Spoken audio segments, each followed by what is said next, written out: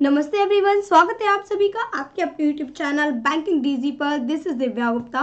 तो आज बेहद इंपॉर्टेंट सेशन होने वाला है आरआरबी पीओ क्लर्क 2021 के लिए। मेमोरी बेस्ड पेपर देने वाली हूँ मैं। जो अभी आपका आरआरबी पीओ 20 को यार एग्जैक्टली मेमोरी बेस्ड नहीं दे रही हूँ मैं, प्रैक्टिस सेट दे रही हूँ। ठीक है, मतलब कि आप एग्जाम से पहले एक प्रैक्टिस सेट लगा पा रहे हो, बट डिपेंड ये करता है कि आप उसको एक सही टाइमिंग के अंदर सॉल्व कर पा रहे हो कि नहीं, क्योंकि आपको ज़्यादा से ज़्यादा मैक्सिमम 22 टू 24 मिनट लेने हैं। सो आपको ये चीज़ चेक करनी है कि आपने वो सेट जो है वो कितने टाइम में लगाया है। ठीक है एवरीवन, चलिए तो सारे रीजनिंग के क्वेश्चंस करेंगे। यहाँ पर हम पूरे 40 क्वेश्चंस करेंगे। सेकंड शिफ्ट की तरह मैंने ये पेपर तैयार किया है, वो मैं आगे बात करूंगी। अच्छा गाइज, स्टार्ट करने से पहले मैं आप लोग को एक चीज़ बता दूं कि हर हफ्ते अनअकैडमी पर एक कॉम्बेट होता है। ठीक है, कॉम्बेट स्कॉलरशिप, और हर हफ्ते लिया जाता है, जिसमें 36 क्वेश्चंस होते हैं। 50 मिनट की एक टाइमिंग रखी जाती है, जो कि आपके आगे आने वाले एग्जाम्स के लिए काफ़ी ज़्यादा इंपॉर्टेंट रहने वाला है। आपको करना क्या है, इसके लिए आपको केवल वीडियो के डिस्क्रिप्शन में एक लिंक दिया हुआ है मैंने, उस पर क्लिक करना है। ठीक है, अगर आप वहाँ पर क्लिक करोगे तो एनरोल नाउ पर इनवाइट कोड मांगेगा, तो आप इनवाइट कोड पर मेरा कोड यूज़ कर सकते हैं, that is Divya YT10। Okay everyone, so अगर आप फर्स्ट प्राइज, खैर ये तो जुलाई का है, बट आगे भी इसी तरीके से प्राइजेस रखे जाते हैं अमेजोन के वाउचर्स। एक मेगा कॉम्पिट होने वाला है 29 अगस्त को, आप इसको ज्वाइन कर सकते हो, जिसमें 1000 लकी विनर्स को काफ़ी सारे गिफ्ट्स मिलेंगे और रैंकिंग के अकॉर्डिंग प्लस सब्सक्रिप्शन मिलेगा। अगर आप लोग डायरेक्टली प्लस लेना चाहते हो, so this is the best platform for bank preparation, then you can use my code DVZ Live और दिव्या YT10। आप कोई भी कोड यूज करके प्लस को सब्सक्राइब कर सकते हो। चलिए भाई स्टार्ट करेंगे। तो मैंने एनालिसिस वीडियो ऑलरेडी दे दी है, अगर आपने नहीं देखी है तो मैं बिल्कुल डिस्क्रिप्शन के पहली लाइन में मैंने डाल दिया है, एनालिसिस वीडियो देख लो, उससे आपको एक सेफ मार्क्स का पता लग जाएगा। ठीक है, एक आपको एक आइडिया हो जाएगा कि आगे की क्या स्ट्रेटेजी फॉलो करनी है। तो 25 मार्क्स की हमको पजल देखने को मिली है। एक अनसर्टेन है, एक बॉक्स स्पेस है। अब देखो यार, अनसर्टेन बात करें तो एक सर्कल था, बॉक्स स्पेस की बात करें तो इसमें 11 थे, बट मैंने यहाँ पे 18 लिए क्योंकि यार 11 मेरे को पता नहीं क्वेश्चन नहीं मिल पा रहा। 2 पैरेलल रोज है, ईयर बेस्ड है और फ्लैट फ्लोर है। फ्लैट फ्लोर डबल वेरिएबल में था। इनइक्वालिटी थी 3 की, इसके अलावा सिलॉक्स है, ब्लड रिलेशन है, डायरेक्शन है, एक पेयर का क्वेश्चन है, एक मीनिंग है और एक मिसलिनियस है। तो मिसलिनियस अभी मुझे अच्छे से याद नहीं है कि यार 40 क्वेश्चन कौन सा था, बट कोशिश करी है मैंने एक अच्छा पेपर बनाने की। चलिए question number first on your screen, जल्दी से आंसर दीजिए। टाइमर लगा हुआ है, आपको कोशिश करनी है बस 10 सेकंड में इसका आंसर देने की।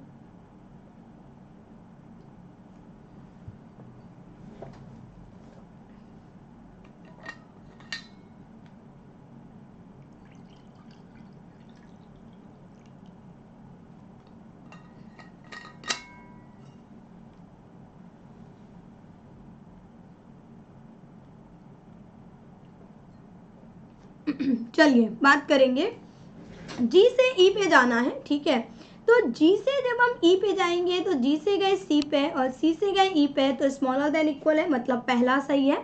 ए से जाएंगे हम एच पे, तो ए से जाइए सी पर, यहीं पर स्मॉलर ग्रेटर है, तो आगे बढ़ने की जरूरत नहीं है, आंसर गलत है, मतलब कि ऑप्शन नंबर फर्स्ट हो जाएगा। क्वेश्चन नंबर सेकेंड, पहले हम लोग 3 इनइक्वालिटी कर लेंगे कंप्लीट। ठीक है,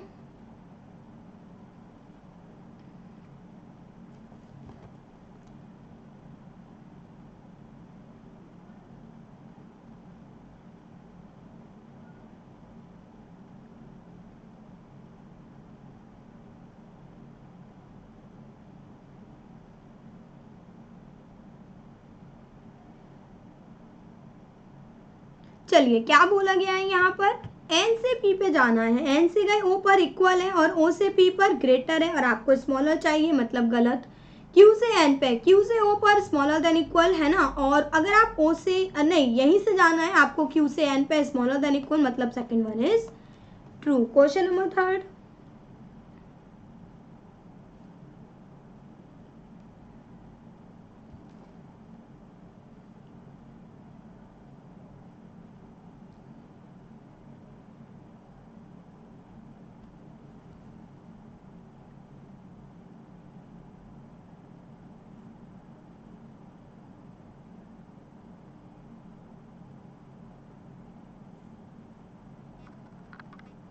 चलिए एफ से सी पे जाना है तो एफ से आप जाएंगे एल पे, स्मॉलर एल इक्वल है तो मतलब ये सही है।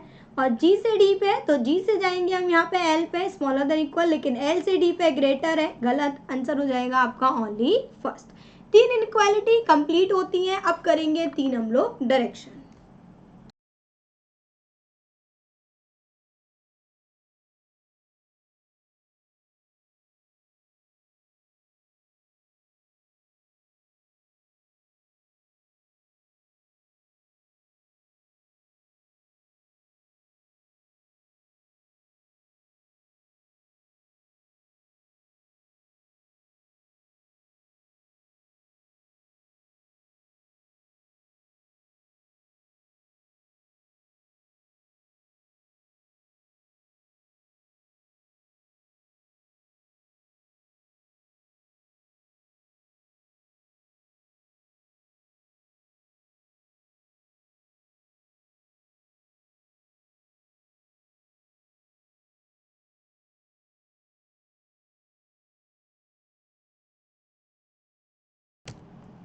चलिए गाइस सॉल्व करेंगे।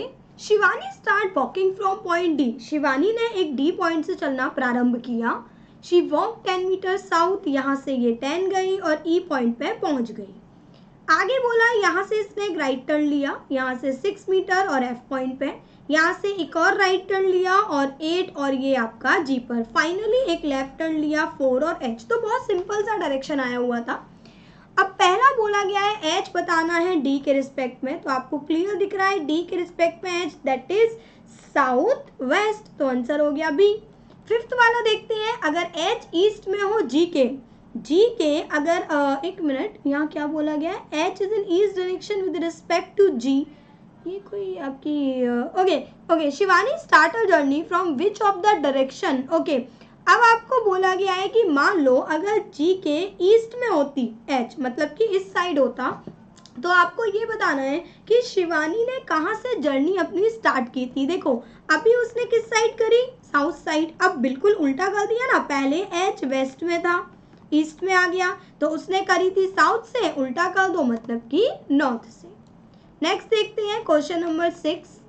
शॉर्टेज बतानी है जी और ई की, तो आपको जी की और ई की, मतलब कि लेंथ है 8 और बेस है हमारे पास में यहाँ पर 6, तो 8 और 6 का निकालना है कि 8 का स्क्वायर प्लस 6 का स्क्वायर। ठीक है, अब बात करेंगे तो ये 64 36 मतलब कि 10। चलिए नेक्स्ट क्वेश्चन नंबर 7। अब करेंगे 3 ब्लड रिलेशन।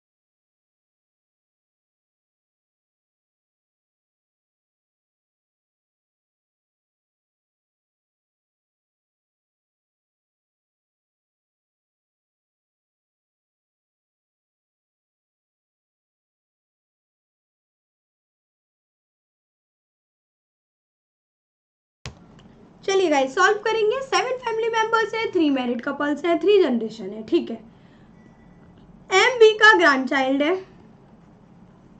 एफ के पास में केवल 2 डॉटर्स हैं, टी सन इन लॉ है एफ का, मतलब एफ की कोई एक बेटी है जिसके हस्बैंड है टी, एम डॉटर है टी की, डी अनमैरिड मेंबर है एक फैमिली का, आर की शादी डी के साथ में नहीं हुई है और बी जी का फादर नहीं है। अब आप यहाँ पे एक रिस्क लोगे कि एक ये हो गया हस्बैंड, एक यहाँ पे है और ये है एम, ठीक है, 1 2 3 4 5 पर्सन हो चुके।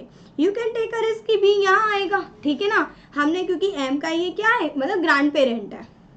अब आपको बोला गया है कि 1 2 3 4 5 हो चुका है, 2 पर्सन आपके और आने हैं क्योंकि 7 मेंबर्स की यहाँ पे फैमिली है। आर की शादी टी से नहीं हुई है, ये है टी। अगर आर की शादी टी से नहीं हुई है तो अभी हम देखेंगे कि कहाँ कनेक्ट करना है। अब हमारे पास में डी अनमैरिड मेंबर है। भाई अगर डी अनमैरिड मेंबर है तो इसका मतलब यहाँ डी भी नहीं आ रहा और आर भी नहीं आ रहा। अब ये सोचो कि बी आ नहीं सकता है ना, डी आ नहीं सकता, एफ आ नहीं सकता। अगर हम बात करें यहाँ पर तो एक जी बचता है बस। अब बोला गया बी फादर नहीं है जी का मतलब कि बी मदर है और ये फादर है। अब डी की तो शादी नहीं हुई है और हमको कनेक्ट आर भी करना है, ठीक है। तो अब आपको ये देखना है कि ये जो डी और आर है ये कहाँ पे कनेक्ट होंगे, क्योंकि एक पर्सन आपका डी और आर यहाँ भी जाना है, ठीक है। अब एम चाइल्ड है बी का, चलो ये सॉरी एम ग्रैंड चाइल्ड है, एफ ओ की 2 डॉटर्स हैं, टी सन इन लॉ है एफ का, ठीक है, एम डॉटर है टी की, डी अनमैरिड है, आर की शादी टी से नहीं हुई, बी फादर नहीं है। अब आप लोग कैसे करोगे सॉल्व एवरीवन, मुझे कमेंट सेक्शन में आप लोग 7, 8 और 9 का आंसर बताओगे। तो एक क्वेश्चन आज मैं आपके लिए छोड़ रही हूँ, अगर नहीं भी हो पाता है तो मैं अगली क्लास में डेफिनेटली इसका आंसर बताऊंगी। बट मुझे आप लोग बताओ कि ऑलरेडी 1 2 3 4 5 6 पर्सन हो चुके हैं, 3 जनरेशन से 3 कपल हैं। अब तीसरा कपल किसको बनाए, चलो मैं ही बता देती हूँ। देखो यार अब क्या मैं छोड़ूंगी इसको, देखो एक कपल ये रहा, एक कपल ये रहा, तो अब यही वाला पर्सन कपल बन सकता है ना बस। अब डी की शादी हुई नहीं है मतलब कि आर और ये बचा डी, डन। तो ये जो लाइन थी ना this is the best line. चलिए जी विद रिस्पेक्ट टू आर, तो जी का रिलेशन आर से चाहिए तो ये कौन हो जाएगी, ये हो जाएगी यहाँ पर जी मदर इन लॉ, मतलब कि ऑप्शन नंबर 2, 8 और 9 आप लोग अब सॉल्व कर लीजिएगा।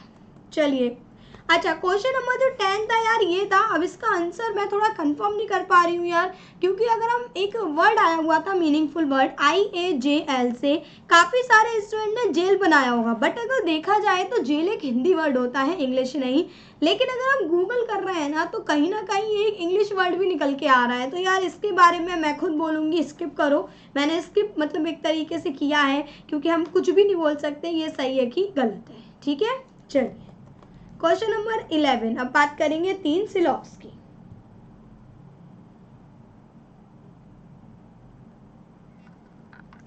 फिर जल्दी जल्दी पजल स्टार्ट करेंगे।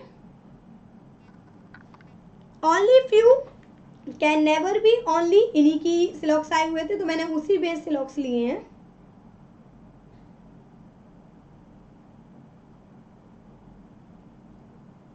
सब बेस्ड है, ऐसा नहीं है डिट्टो वही नोट कर दिया है।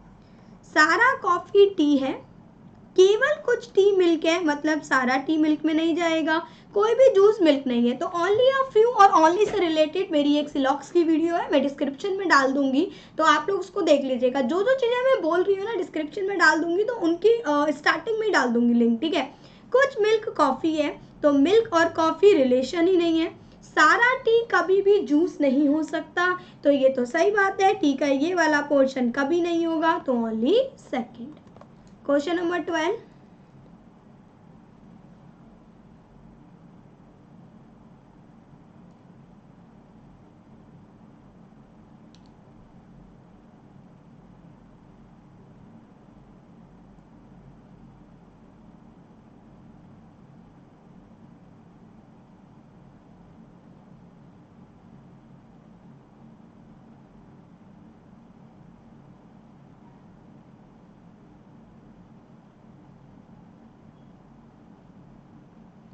चलिए ओनली विटामिन प्रोटीन, मतलब कि सारा प्रोटीन विटामिन के अंदर आएगा।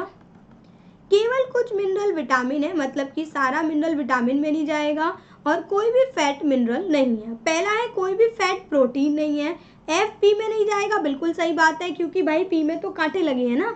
सारा वी एम हो सकता है, नहीं वी का पी वाला पोर्शन नहीं उठा सकते, इसलिए ओनली वन। डिटेल के लिए आप लोग इसका बेसिक वीडियो देख लीजिएगा।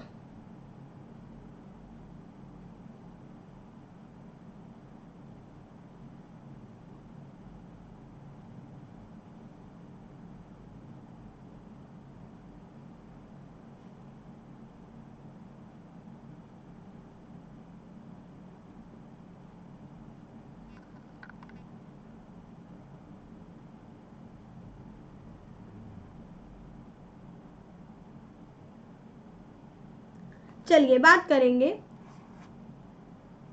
कुछ वायरस जो है वो बैक्टीरिया नहीं है, मतलब कि आपको ये बोला गया है यहाँ पर कि वायरस का कुछ पोर्शन, ठीक है, मतलब कि वायरस का कुछ पोर्शन बैक्टीरिया में नहीं जाएगा, केवल कुछ WB है और कुछ FW है। सारा WB है, सारा WB है नहीं, ऐसा कुछ पता नहीं है, कोई भी WB नहीं है ऐसा भी नहीं पता, लेकिन दोनों के बीच ऑल और नो का रिलेशन है, ठीक है। कोई भी यहाँ पर अगर हम बात करें कि ऑल और नो के बीच नहीं, तो जब पूरा पॉजिटिव पूरा नेगेटिव कभी भी आइदर नहीं बनाता है तो इसका आंसर नाइदर होगा, ना कि आइदर। चलिए अब एक 12% बेस्ड पजल आई थी, मैंने कोशिश करी है अच्छे से आप लोग को एक पजल करवाने की, स्टार्ट करो।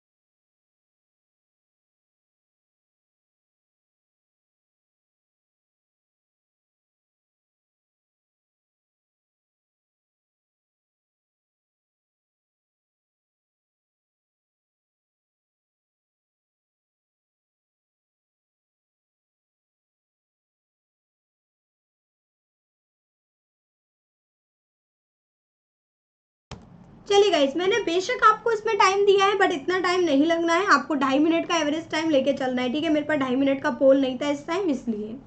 चलिए 10% से 2 पैलरोम है। अब आई सजेस्ट की डायग्राम मत बनाना, पहले PQRST लिखो, रो नंबर 1 में है साउथ में, और ABCDE लिखो रो नंबर 2 में नॉर्थ में, BA के सेकंड लेफ्ट में, ठीक है। पहले हम बनाते हैं कि BA के सेकंड लेफ्ट में A जो है वो Q को फेस कर रहा है, QR के बीच में एक पर्सन है तो R इस साइड भी हो सकता है, और यहाँ पर ये भी निकल के आ सकता है कि R आपका इस साइड हो जाए।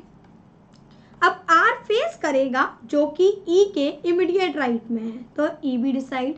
B फेस करेगा, अब देखो B फेस करेगा जो कि P के थर्ड राइट में है, तो ये हमारा P भी डिसाइड। आगे हमको बोला गया है C faces third to the left of S। अब C उसको फेस करेगा तो डेफिनेटली यही होगा जो कि S के थर्ड लेफ्ट में है, C उसको फेस करेगा जो कि S के थर्ड लेफ्ट में है। नहीं नहीं, ये तो S के थर्ड लेफ्ट में हो ही नहीं रहा यार, ये तो पॉसिबिलिटी यहाँ पर गलत हो जा रही है, क्योंकि ये S के थर्ड लेफ्ट में कभी बन ही नहीं पाएगा। आगे बढ़ेंगे, इसके बाद में एक पर्सन बचा T और एक पर्सन बचा हमारे पास में D। डन। चलो यहाँ तक 18 क्वेश्चन डन। 19 क्वेश्चन कीजिए, ये एक अच्छा क्वेश्चन है, इस पे पेयर्स बनाने हैं, तो यार ये मैं नहीं समझाऊंगी, बस आपको आंसर बता दूंगी, क्योंकि यहाँ पे मुझे ज़्यादा से ज़्यादा प्रैक्टिस करवानी है, मैं कोई डिटेल में पढ़ाने नहीं बैठी हूँ। उसके लिए आप मेरी अनअकैडमी की और डेली क्लासेस ज्वाइन कर सकते हैं।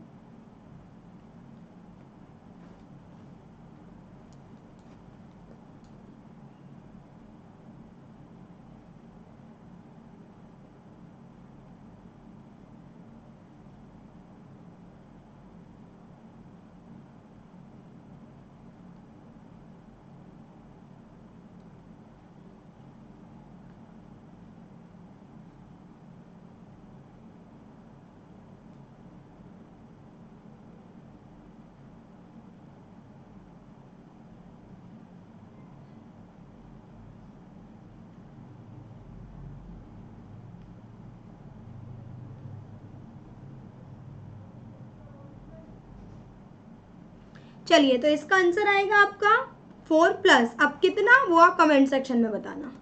क्वेश्चन नंबर 20 गाइस, ये क्वेश्चन मैंने एक्स्ट्रा में डाला हुआ है, ठीक है। तो यहाँ तक हमारा मिसलिनियस कंप्लीट हो चुका है और 1 पजल कंप्लीट हो गई है।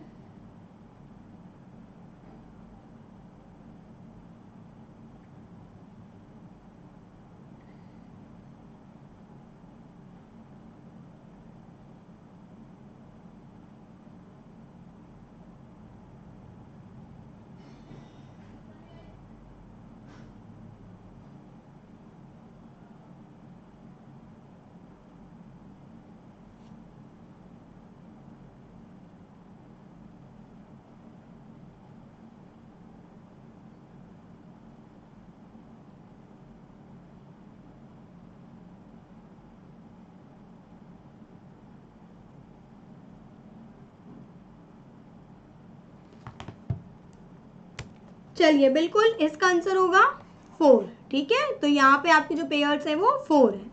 क्वेश्चन नंबर 21, तो एक सर्कुलर अरेंजमेंट आया हुआ था सर्टेन नंबर में, जो कि स्क्रीन पर है, सॉल्व कीजिए।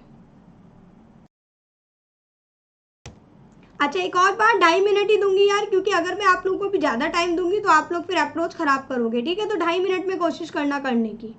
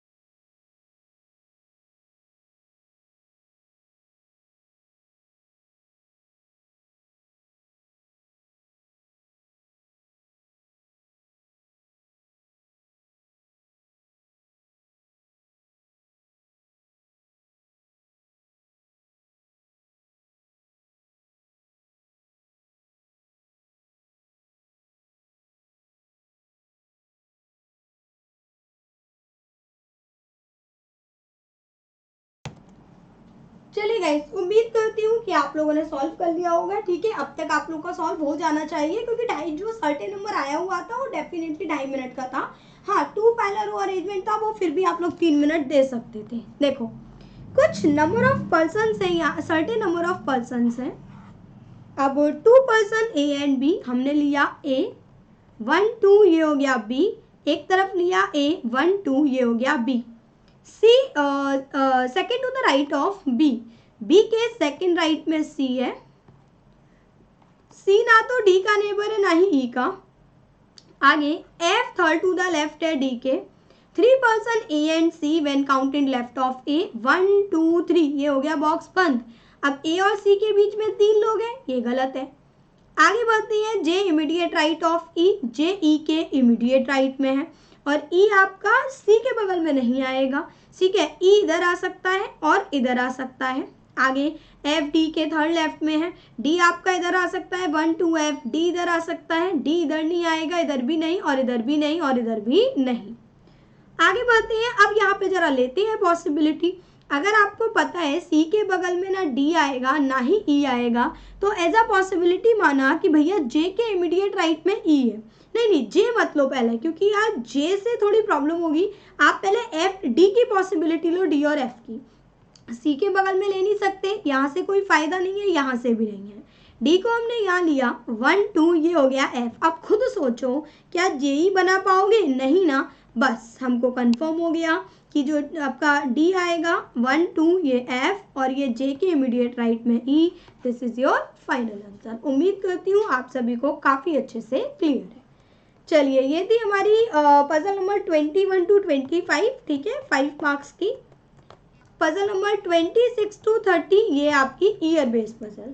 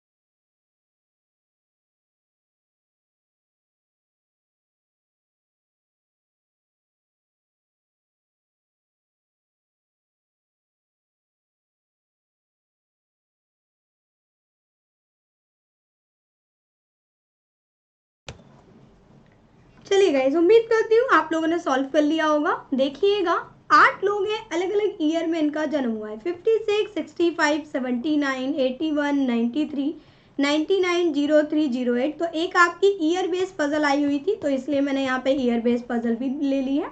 सबसे पहले आप एजेस निकालिए, क्योंकि आपको पता है एजेस से बहुत सारी चीज़ों की बात हो रही है। 2021 के अकॉर्डिंग देखना है। तो सबसे पहले 2008 वाला 2021 में कितने का होगा, पहले तो ये सोचो।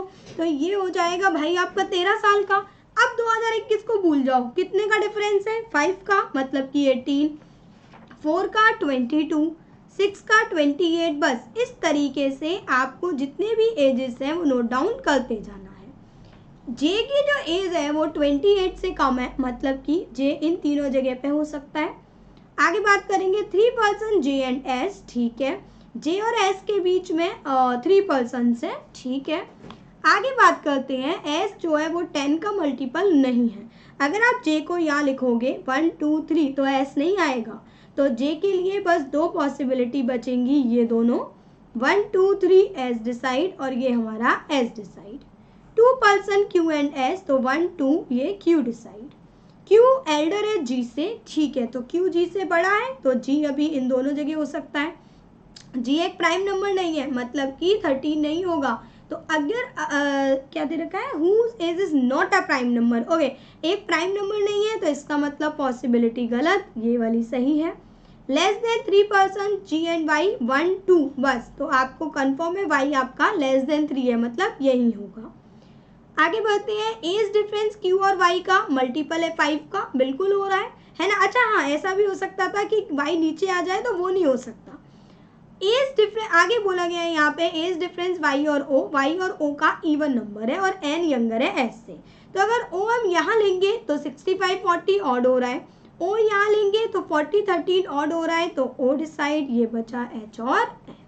अभी तो बहुत आसान लग रहा होगा क्योंकि आराम से कर रहे हो, लेकिन एग्जाम में पहुंचते हो तो नर्वसनेस की वजह से भी चीज़ें थोड़ी टफ लगने लगती हैं। चलिए क्वेश्चन नंबर 31 टू 35। तो एक 11 बेस वाली पजल थी, मैंने यहाँ पे 8 बेस की डाली हुई है। अच्छा, अब जो ये लास्ट की दो पजल हैं इनके मैं केवल आंसर्स नोट करूंगी, ठीक है, और मैं चेक करूंगी कि आप लोग किस तरीके से बना पा रहे हो, और फिर भी कोई दिक्कत है तो मैं अगली क्लास में इन दोनों को लेकर चलूंगी, ठीक है।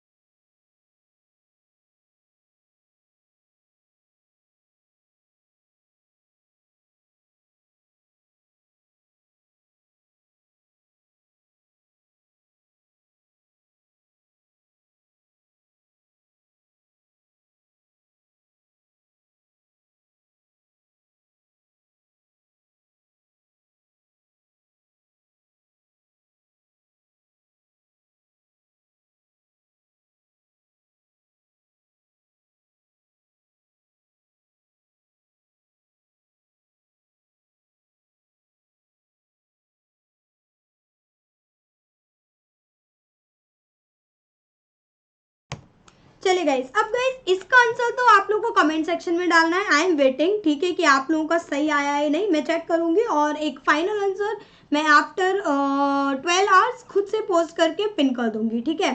अब जो नेक्स्ट है आपका लास्ट पजल 36 टू 40, ये मैं सॉल्व करवाऊंगी, तो ये आप लोग जल्दी से सॉल्व करो क्योंकि फ्लैट फ्लोर आपको समझना बेहद जरूरी है।